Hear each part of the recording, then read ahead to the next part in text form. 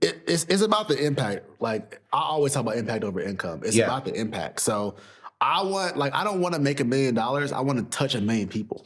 Like that. Say that again, bro. Say that again. I don't want to make $1 million. I want to impact 1 million people. That will eventually make you $1 million. Not easily. That makes you way more than $1 million.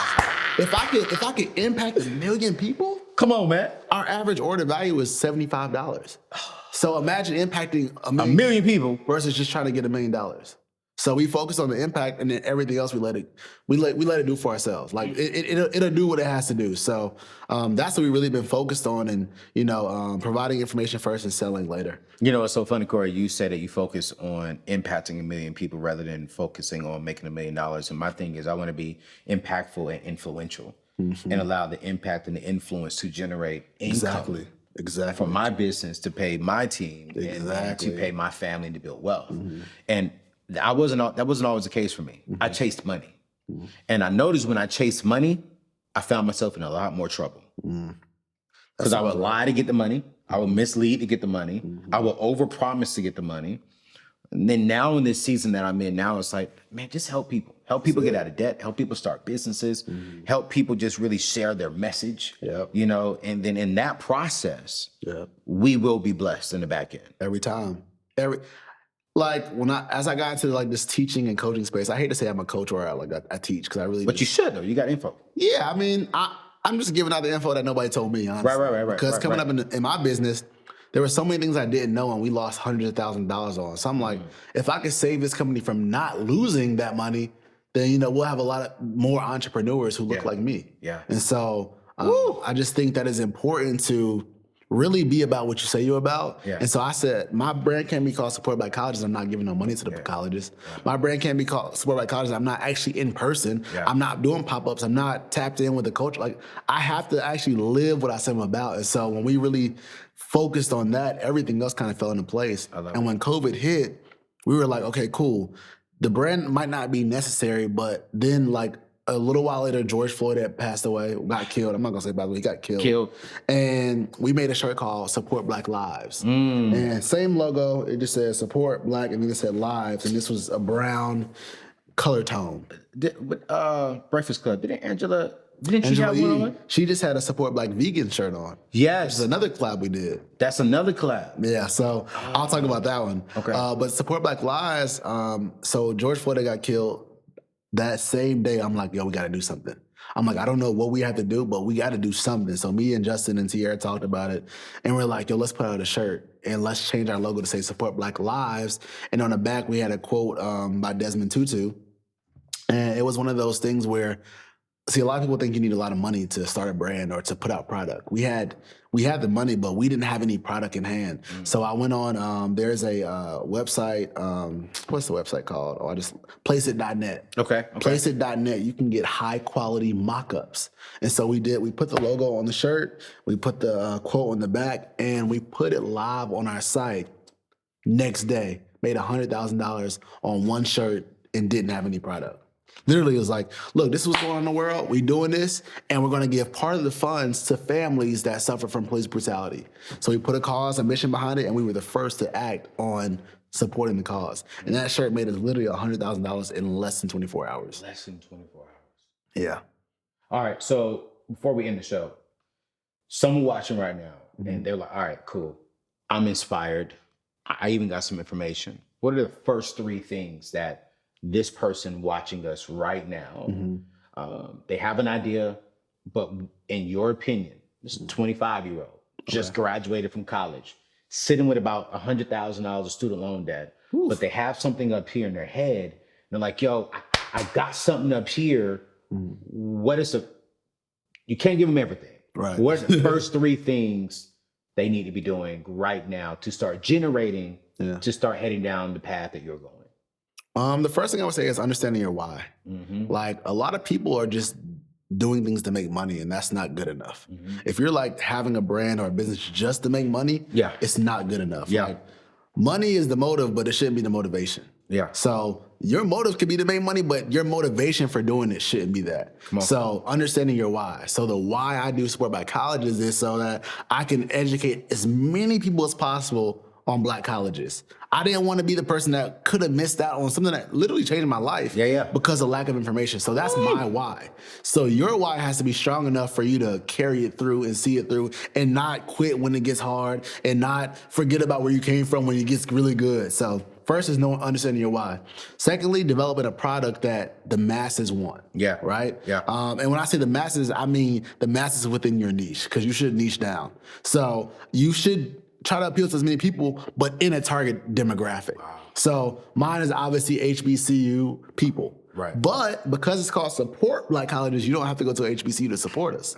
So people are like, oh, I didn't go to HBCU. Can I wear it? I'm like, well, do you support it? Support it? Yeah. Yeah. All right. Well, this is for you. Yeah. But I'm a niche brand, but I appeal to the masses. Yeah. That is like extremely key to being successful. And the third thing I would say is have a plan that you are not afraid to go for with a lot of risk, right? So what I mean by that is a lot of people are playing it safe and then wonder why their business is not growing. Like you're being very safe. Oh, okay, well, let me just buy 5 shirts and then I'll sell 5 and now I'll try 10. Like, but then what happens is like, what if somebody needs 20 shirts now and you only made 5 because you being scary?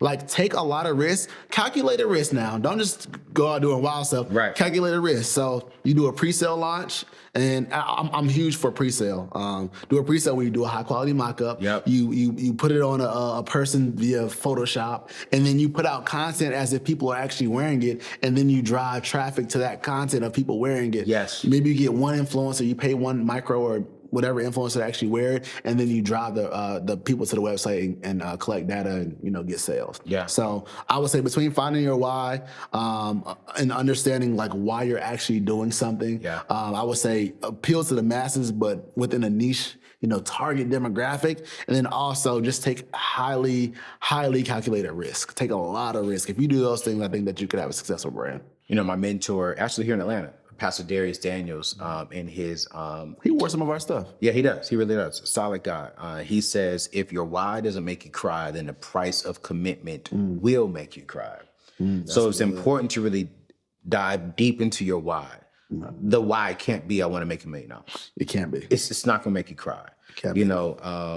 Everyone asks me, Anthony, why do you do what you do? Why do you promote no debt, financial freedom, ownership? If I really started talking about that why right now, I would cry. Yeah. And that why keeps me going. When everyone tells me, well, you got to have a credit card. Well, cool, that's what you want. But I want to teach a different route. And so my why fuels me. So I thank you so much for saying that. Yeah, for sure. Then the third thing is so true, that, don't allow your comfort zone to become your kill zone. Yeah, it will be. Because it will. So if you're only saying, well, I'm going to do what's comfortable, 5 shirts, because I have that money. Well, you need to stretch yourself. Calculate it though. Yeah. Don't go out there and do something that there's no way it can happen. But stretch yourself to the point where, if I bust my butt, I know I can get to 100, but I'm gonna need God to give me 120. Exactly. And my philosophy is I'm gonna pray like it all depends on him, but I'm gonna work like it all depends on me. That's exactly what you gotta do. And the faith part is, God, I'm gonna do me, but God, you gotta come through. That's exactly what it is, because what happens is when you get to the point of desperation, you become way more creative. Yeah. When you have if I don't sell these last 5 shirts, I can't pay my rent. Oh, you're gonna sell them 5 shirts. Absolutely. And then you're gonna realize that should be a norm, not something that you just maybe hope for. This is the norm. I can sell 100 shirts. But because I've only been printing 5, my thought process is, once I sell 5, I'm successful. But really, you had 100 shirts in you, but you didn't give yourself a chance to meet that because you weren't taking any risk. So I think that's definitely important. Man, last question, and then I'll let you go, man. And then I'm gonna ask you some more questions just for the Patreon people. If y'all wanna, get these, I'm gonna ask him, what am I gonna ask you in there, bro? I'm gonna ask you, how do you make your product stand out? The pitfalls of building a brand, how to avoid them, and watch this, how to get celebrities to use your product. So if you want to get those little questions, you might want to go join my Patreon crew because he's going to answer those just over there. But real quick, for my YouTube family and for the podcast family, social media is a very powerful tool. Yes, it is. And bro, you have Support Black Colleges social media channel has gone viral. how do we do that as influencers and as people? Like, how do we take our products and really utilize social media the correct way to build the business? There's a few ways to do it. I'll give you just a few quick ones. Okay. One, we post 4 times a day. Okay. So we post 9 a.m., 1 p.m., 5 p.m., and 9 p.m. You got a strategic plan. Every single day. Every single day. Saturdays and Sundays. Every day. Doesn't matter. My team is working every single day. Okay. I would say that 85% of that content is user-generated content. It's content we don't make ourselves. Oh. About 85%, which means like if there's a trend that's trending currently, we'll just put the trend on our page and then we'll use it for our HBC community. So for instance, there was a time where people were doing the "She's a runner, she's a track star" that song, and people just running and just doing stupid stuff. That was trending. Yeah. So what we did was we say, We'll put the same video that's trending up, and then the caption will be something like "How you run to the financial aid building when your refund check hits." Yeah, something like that. But is their content? We're just repurposing it to fit our audience. That's how we were able to grow so much. We'll have videos like that do 500,000 views. Wow! And it's like I didn't do anything but add text to the top of it. That's it. But that eventually turns into people who like, oh, let me look at the rest of their videos. And then they see everything else is trending. And they see that, oh, I didn't know this. Oh, I didn't know this person went to HBC. And now we have to be a part of our community. So we're posting a lot, but we're posting other people's stuff. And then people are like, well, won't people get mad that you're using their videos? Your video got 500,000 views, which means you probably got some followers. Absolutely. You got some attention that you wanted. That was the purpose of you doing it. When we tag you, it's not like we don't tag the person. Right. And so that makes people do things in our shirts. Yeah. So a lot of people do these trending things in our clothes without us even having to. Facts. We don't send them the clothes. They are doing it willingly because they want to get posted. Right. So that's one way to do it. And then I would also say you have to be interactive with your audience. That's so true. So we're like in the comments saying, oh, yeah, that's dope. Oh, this is funny. Oh, you silly for that. Like stuff like that. We'll pin some comments. And then on top of that, like when we're about to release product, we'll be like, all right, guys, we're going to either release A or B. Which one should we release? And in my head, I know which one I want to do, but I want them to feel like they're part of that process. And then when the voting is over, most of the time, they choose what I wanted anyways. And I'll say, all right, so 85% of you said, let's choose A, and we're running with A. Now they feel like I helped them choose this product. I got to buy it. I was the one that said I wanted to do it.